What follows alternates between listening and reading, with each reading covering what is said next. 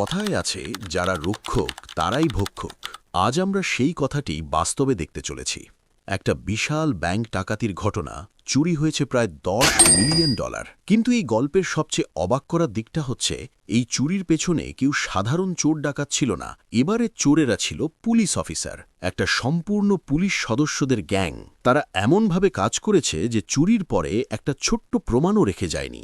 না কোনো আঙুলের ছাপ, না কোনো ফুটেজ, না কোনো ক্লু। ডিটেকটিভরা হাজার চেষ্টা করেও কোনো সূত্র খুঁজে পায়নি। তাদের ধরার কোনো উপায়ই ছিল না। It was so perfectly planned that it's called a perfect crime. তবে সবকিছু পাল্টে যায় একটা ঘটনার পর। চুরির পর যা ঘটেছিল সেটাই তাদের পতনের কারণ হয়ে দাঁড়ায়। কি ঘটেছিল সেই রাতে? কি ভুল করেছিল তারা, যার কারণে ফাঁস হলো পুরো প্ল্যান? আজকের আমাদের গল্পটা ঘটেছিল ইউএসের এক শহর মেডফোর্ড। সময়টা ছিল ৮০-র দশক। এই শহরটা খুব বড় না, মোট জনসংখ্যা ছিল তখন প্রায় ৬০,০০০। এই সময়ে শহরের অর্থনৈতিক অবস্থা ছিল দুর্দান্ত। শহরে একটা চমৎকার আর্থিক সিস্টেম কাজ করছিল। আর এই শহরের সবচেয়ে বড় আর গুরুত্বপূর্ণ ব্যাংক ছিল একটা ব্যাংক যার নাম শুনলেই মনে হতো বিশ্বাসের আর গ্যারান্টির জায়গা।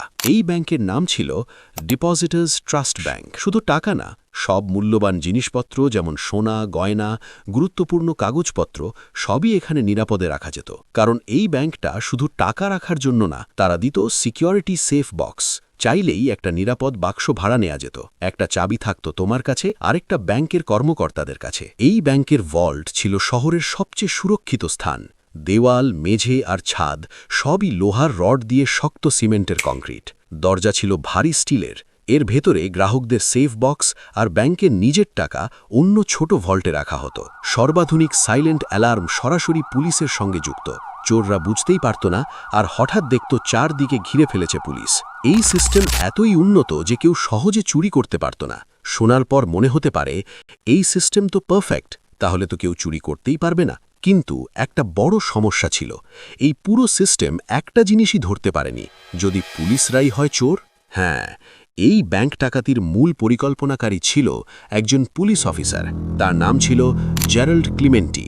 আর সে তার টিমের সাথে এই ব্যাংক থেকে চুরি করে নিয়ে যাবে প্রায় $1 কোটি সমমূল্যের নগদ টাকা, গয়না আর মূল্যবান সম্পদ। এই ঘটনা হয়ে যাবে আমেরিকার ইতিহাসের সবচেয়ে বড় ব্যাংক ডাকাতির একটি।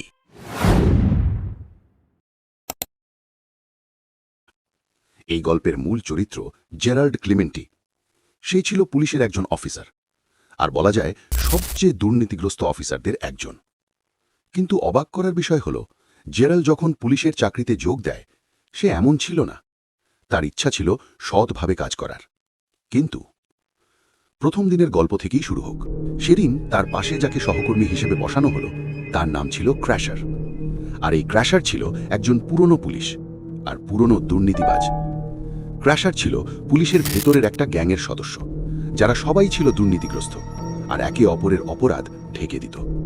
এক রাতে জেরাল্ড আর ক্র্যাশার একসাথে টহল ডিউটিতে ছিল। হঠাৎ তারা দেখল এক লোক এক দোকানের স্টোর রুম থেকে একটা বড় আরাম চেয়ার টেনে বের করছে। একেবারে স্পষ্ট সে চুরি করছে।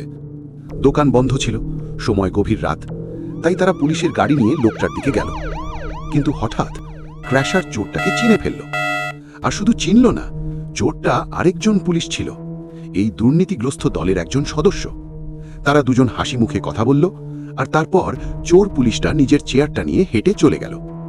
জেরাল্ড অবাক, এই প্রথমবার সে এমন কিছু দেখল। তখনই ক্র্যাশার তাকে বলল, শোন, আমি জানি তুমি নতুন, তাই এখনই তোমায় একটা জিনিস বুঝে নিতে হবে। যদি কখনো দেখো কোনো পুলিশ অফিসার কিছু নিয়ে যাচ্ছে, হোক সেটা সোফা, টিভি, টাকা, তুমি চোখ বন্ধ করে চুপ করে থাকবে। না কিছু জিজ্ঞেস করবে, না হিরো সাজবে। নিজের কাজে মন দাও, ওদের কাজে নোয়া ঢুকো।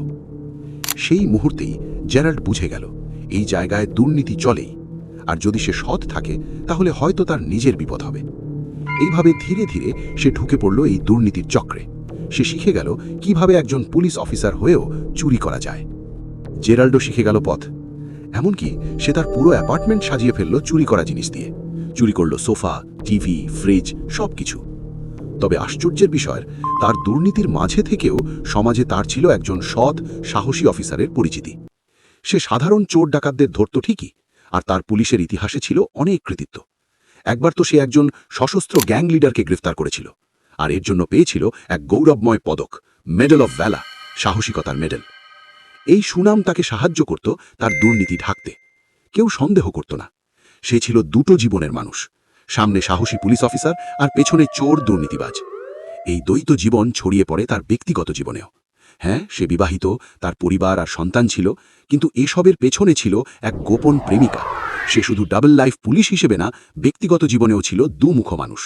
এই গোপন প্রেমিকা, যার কথা আপাতত মনে রাখো, কারণ সে পরবর্তীতে হবে এই গল্পের মোড় ঘোরানো একটা চরিত্র। বছর যায় আর প্রত্যেকবার জেরাল্ডের চুরি আরও সাহসী আর বিপজ্জনক হয়ে উঠতে থাকে। তার র্যাঙ্ক বাড়ে, আত্মবিশ্বাস বাড়ে, আর তার দুর্নীতির পরিসরও বড় হতে থাকে।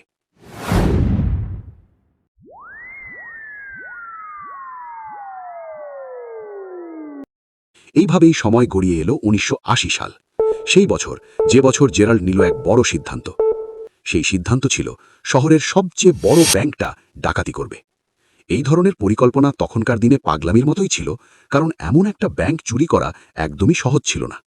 তবুও জেরাল্ড জানত সে একা নয়, তার চারপাশে ছিল একদল দুর্নীতিগ্রস্ত পুলিশ অফিসার যারা তাকে এই কাজে সাহায্য করবে।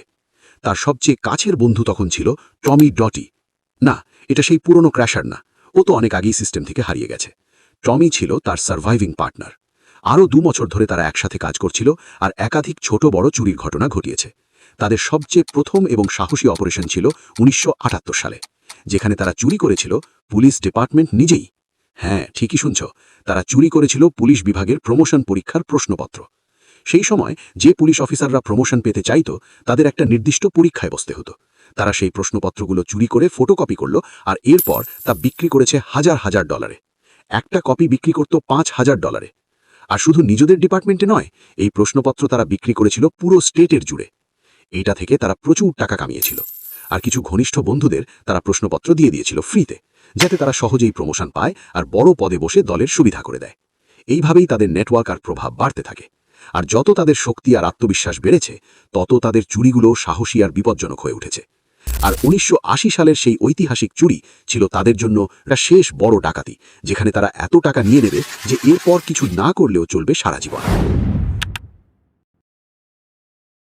টমি ডটি ছিল সেই ব্যাংকের একজন পুরনো গ্রাহক। তার ছিল একটা নিরাপদ সেফ বক্স, তাই তার ওপর পড়েছিল প্রথম কাজ, ভেতর থেকে গোয়েন্দাগিরি করা। সে সাধারণ গ্রাহকের মতো গিয়ে তার সেফ বক্স খুলে দেখার নাম করে ভেতরে ঢুকল, আর ভেতরের প্রত্যেকটা জিনিস খুঁটিয়ে খুঁটিয়ে পর্যবেক্ষণ করল। কতগুলো সেফ বক্স আছে, ঘরের মাপ কেমন, ভেতরের সেই ব্যাংকের মূল ক্যাশ ভল্ট কোথায়, দরজার পুরুত্ব, লকগুলোর ধরন, সব কিছু সে মাথায় গেঁথে নিল। আর পরে সব তথ্য জানালো জেরাল্ডকে। এই মুহূর্তে জেরাল্ড বুঝল এই কাজ তারা দুজন মিলে করতে পারবে না, একটা টিম লাগবে। তাদের সঙ্গে তৃতীয় সদস্য হিসেবে যোগ দিল আরেকজন দুর্নীতিগ্রস্ত পুলিশ, জো ব্যাংকস। আর চতুর্থ সদস্য ছিল ফ্রান্সিস ওলিরি, একজন প্রাক্তন গ্যাংস্টার যার ছিল চুরির বিশাল অভিজ্ঞতা। এখন 4 জনের একটা পুরো ক্রাইম টিম তৈরি হলো। তবে জেরাল্ড জানত এই ব্যাংকে আছে সাইলেন্ট অ্যালার্ম সিস্টেম, যেটা বাজলে সরাসরি সিগন্যাল যায় কোম্পানিতে আর পুলিশের কাছে। জেরাল্ডের ইলেকট্রনিক্স বা যন্ত্রপাতি নিয়ে কোনো অভিজ্ঞতা ছিল না, তাই সে বুঝল তাদের দলে একজন পঞ্চম সদস্য দরকার, যে বিশেষভাবে ইলেকট্রনিক সিকিউরিটি সিস্টেমে পারদর্শী। আর কাকতালীয়ভাবে এই সদস্যটি হলো একজন চোর যাকে জেরাল্ড নিজে একসময় গ্রেফতার করেছিল। তার নাম বাকি বার্ট, একজন পেশাদার চোর যিনি নিরাপত্তা অ্যালার্ম সিস্টেম ডিসেবল করার এক্সপার্ট। এখন দলে মোট 5 জন: জেরাল্ড, দুর্নীতিগ্রস্ত পুলিশ, টমি, আরেকজন দুর্নীতিগ্রস্ত পুলিশ এবং জেরাল্ডের পুরনো বোন, তৃতীয় দুর্নীতিগ্রস্ত পুলিশ, ফ্রান্সিস, একজন পুরনো গ্যাংস্টার যার অ্যাকশন আর ভায়োলেন্সের জন্য ভরসা। আর বাকি, পেশাদার চোর যার দায়িত্ব অ্যালার্ম সিস্টেম বন্ধ করা। বাকি একটা বিশেষ ডিভাইস বানায় যেটা অ্যালার্ম সিগন্যাল বন্ধ করে দিতে পারে। কিন্তু সমস্যা ছিল ব্যাংকের অ্যালার্ম সিস্টেমে অনেকগুলো ওয়্যার, আর কোনটা সিগন্যাল পাঠাচ্ছে সেটা চেনা কঠিন। কাজেই তারা 2 মাস ধরে প্রতিদিন এক্সপেরিমেন্ট করলো, একটা একটা করে ওয়্যার পরীক্ষা করলো, ডিভাইস সংযোগ দিয়ে দেখলো কোনটা সিগন্যাল পাঠাচ্ছে। এতদিন পরীক্ষা নিরীক্ষা চালিয়ে যাওয়াটা সম্ভব হয়েছিল এই কারণ তারা নিজেরাই ছিল পুলিশ। বাইরে টমি পুলিশের গাড়ি নিয়ে টহল দিচ্ছিল, যেন কোনো সন্দেহ না হয়। পুলিশ ইউনিফর্ম, পুলিশের গাড়ি, কে ভাববে এরা আসলে ডাকাত। অবশেষে তারা ঠিক ওয়্যারটা খুঁজে বের করলো, আর এখন তারা পুরোপুরি প্রস্তুত। পরবর্তী চ্যালেঞ্জ ছিল ব্যাংকের স্টিল রিইনফোর্সড কংক্রিট ওয়াল, যেটার পুরুত্ব 50 সেন্টিমিটার। তারা সিদ্ধান্ত নেয় খোঁড়াখুড়ি না করে ডাইনামাইট দিয়ে ফাটিয়ে ফেলবে। সমস্যা ছিল ডাইনামাইটের বিস্ফোরণ শব্দে ধরা পড়ার ভয়, তাই তারা পরিকল্পনা করে মেমোরিয়াল ডে এর রাতে করবে, যেদিন চারিদিকে বাজি পটকার আওয়াজ থাকবে, মানুষ উৎসবে ব্যস্ত থাকবে, কেউ সন্দেহ করবে না। সেই রাতে ব্যাংক বন্ধ থাকবে পরপর 3 দিন। সময় প্রচুর। 4 জন, জেরাল্ড, জো, ফ্রান্সিস এবং বাকি, ব্যাংক লক্ষ্য করে রওনা দেয়। টমির কাজ ছিল বাইরের নিরাপত্তা নিশ্চিত করা এবং অন্য পুলিশ বা সিভিলিয়ানদের দূরে রাখা। পুলিশ ইউনিফর্ম, পুলিশের গাড়ি, কে ভাববে এরা আসলে ডাকাত? তারা সরাসরি ব্যাংকের দরজা ভাঙে না, পাশের দোকান ভেঙে ঢুকে ছাদে উঠে দেওয়াল ভাঙে, যা ব্যাংকের ওভারহেড স্পেসের সাথে সংযুক্ত। এই জায়গা দিয়ে তারা পৌঁছে যায় ব্যাংকের ভল্টের ছাদে। ডাইনামাইট সেট করার জন্য তারা ছাদের মধ্যে ড্রিল করে ছোট ছোট গর্ত করে, সেখানে ডাইনামাইট ঢোকায়।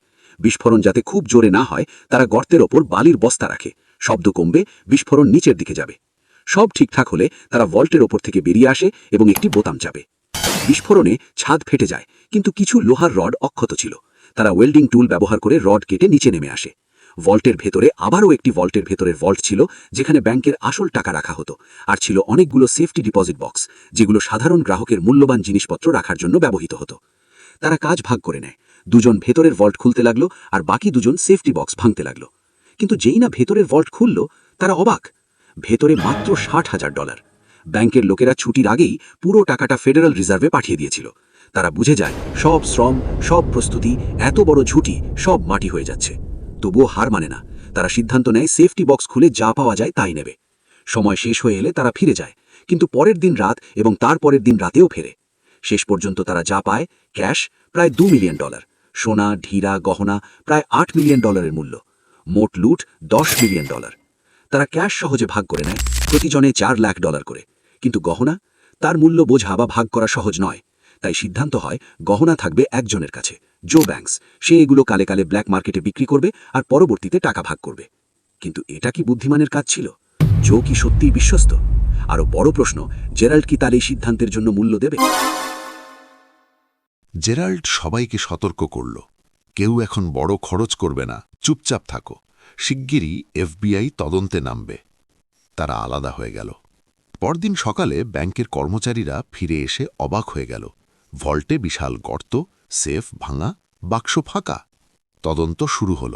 FBI এলো, স্থানীয় পুলিশ সহ, যার মধ্যে টমি নিজেও ছিল তদন্তে। তারা খুব সাবধানে কাজ করেছিল, কোনো ফিঙ্গারপ্রিন্ট, কোনো ট্রেস, কিছুই নেই। FBI সন্দেহ করল এই কাজ নিশ্চয়ই ভেতরের কেউ করেছে, কর্মচারী, নিরাপত্তা কর্মী বা পুলিশ। তারা নজর রাখল জেরাল্ড আর টমির ওপর, কারণ তারা সেদিন রাতের ডিউটিতে ছিল। জেরাল্ড জানত সে সন্দেহের তালিকায় আছে, তাই সে আগেভাগে তৈরি করে রেখেছিল অ্যালিবি। বলল, আমি সেদিন রাতে আমার প্রেমিকা বারবারা হিকির সঙ্গে ছিলাম। বারবারা তার পুরনো সম্পর্কের নারী। সে আগেই ওকে বলে রেখেছিল, যদি কেউ জিজ্ঞেস করে বলবে আমি তোমার সঙ্গেই ছিলাম। বারবারা তাই বলল। FBI তার জবানবন্দি নিল, আর সন্দেহ কমে গেল। মাস কেটে গেল, তদন্ত স্থির হয়ে গেল। প্রায় 1 বছর পেরিয়ে গেল, সব কিছু ঠান্ডা। কিন্তু দুর্ভাগ্যবশত জেরাল্ডের বন্ধু জো ও টমি ধীরে ধীরে নিয়ন্ত্রণ হারিয়ে ফেলে। জো ও টমি কোকেন খেত, পার্টি করত, মেয়েদের সঙ্গে টাকা ওড়াত। যেমনটা বলেছিলাম, জেরাল্ড চুরির পর সব গয়না জোর কাছে রেখে দিয়েছিল, যেন পরে এগুলোকে ক্যাশে রূপান্তর করা যায়। কিন্তু জো সেই গয়না আগেভাগেই ব্যবহার করতে শুরু করে। কিছু উপহার দেয় এক মেয়েকে, কিছু বিক্রি করে দেয়। যেই টমি এটা জানল, ওর মাথা গরম হয়ে গেল। টমি মুখোমুখি হয় জোর এবং শুরু হয় তীব্র ঝগড়া। সেই ঝগড়া মুহূর্তেই হিংস্র রূপ নেয়। টমির হাতে ছিল একটি শটগান। রাগের মাথায় সে গুলি ছড়ে জোর দিকে। জো কিন্তু মারা যায়নি। তবে ঘটনাটা বড় হয়ে যায়, কারণ দুজনেই ছিল পুলিশ, ফলে তদন্তে নামে স্টেট পুলিশ। তারা জোর গাড়ির ডিকি খুলতেই পায় একটা ব্যাগ ভর্তি চুরি হওয়া গয়না এবং 1 কেজি কোকেন। এই খবর ছড়িয়ে পড়তেই গেরাল্ড বুঝে যায় সব শেষ। গোটা কাহিনী যেন আগুনের মতো ছড়িয়ে পড়ল। এতদিন যে কেস ফ্রিজ হয়ে গিয়েছিল তা আবার নতুন করে গরম হয়ে উঠল। টমির বিচার শুরু হয়। আদালতে জো সাক্ষী হিসেবে দাঁড়ায়। তখন টমির উকিল তাকে প্রশ্ন করে ব্যাগের মালিকানা সম্পর্কে। সবাই ভেবেছিল জো নিজেকে বাঁচাতে চুপ থাকবে। কিন্তু হঠাৎ জো ঘোষণা করে, হ্যাঁ, আমি ছিলাম সেই ব্যাংক ডাকাতির একজন সঙ্গী। গয়না আমি চুরি করেছি, আর টমি, সে ছিল আমার সঙ্গী। পুরো কোর্টরুম নিস্তব্ধ। এই এক স্বীকারোক্তিতে শুরু হলো পুরো তদন্তের নতুন অধ্যায়। আদালত স্তব্ধ, সবকিছু থমকে যায়। এরপর এফবিআই দ্রুত জোর সঙ্গে চুক্তি করে। যদি সে সব বলে দেয় তাহলে তাকে সাজা দেওয়া হবে না। জো সুযোগ লুফে নেন। সে বলে দেয় জেরাল্ড, টমি, ফ্রান্সিস, বাকি সব নাম। জানিয়ে দেয় গেরাল্ডই ছিল মূল মাস্টারমাইন্ড। তবে একটা সমস্যা ছিল, জো ছিল আসক্ত, দুর্বল চরিত্রের। তার একার সাক্ষ্য গেরাল্ডকে দোষী প্রমাণের জন্য যথেষ্ট ছিল না। এফবিআই আরও কিছু দরকার ছিল। তারা জানে গেরাল্ডের একটা গোপন প্রেমিকা ছিল, বারবারা। তারা আবার ডেকে পাঠায় বারবারাকে। প্রথমে বারবারা খুব একটা সহযোগিতা করে না, কিন্তু পরে বুঝতে পারে সে সুরক্ষিত এবং এফবিআই তাকে সাহায্য করবে। তখন সে ফাঁস করে দেয়, ওই রাতে যখন গেরাল্ড আমার কাছে আসে তখন তার গায়ে মাটি ও সিমেন্টের গুঁড়ো লেগেছিল। এইটাই ছিল সেই শেষ খুঁটি। তারা গেরাল্ডকে গ্রেপ্তার করল। আদালতে যখন বারবারা সাক্ষী হিসেবে দাঁড়ালো, সে শুধু ওই রাতের কথা বলেনি। সে বলল, জেরাল্ড প্রায়ই বলতো একটা বড় কাজ করবে যেটা তার জীবন পাল্টে যাবে। জেরাল্ড চুপচাপ শুনছিল, কারণ সে জানত এটাই তার শেষ। জেরাল্ড, টমি, ফ্রান্সিস, বাকি সবাই দোষী সাব্যস্ত হল, আর জো কোনো সাজা ছাড়াই ছাড়া পেয়ে গেল। এই ছিল সেই চাঞ্চল্যকর ব্যাংক ডাকাতির বাস্তব কাহিনী। একটা নিখুঁত পরিকল্পনা, কিছু আবেগী ভুল এবং শেষ মুহূর্তের বিশ্বাসঘাতকতা। জেরাল্ড ক্লেমেন্টে দ্য কপস আর রবার্স নামে একটি বই লিখেছেন, যেখানে তিনি তার অপরাধ ও পুলিশ দুর্নীতির কাহিনী ব্যক্ত করেছেন, যা পরবর্তীতে একটি চলচ্চিত্র হয়ে মুক্তিপ্রাপ্ত হয়।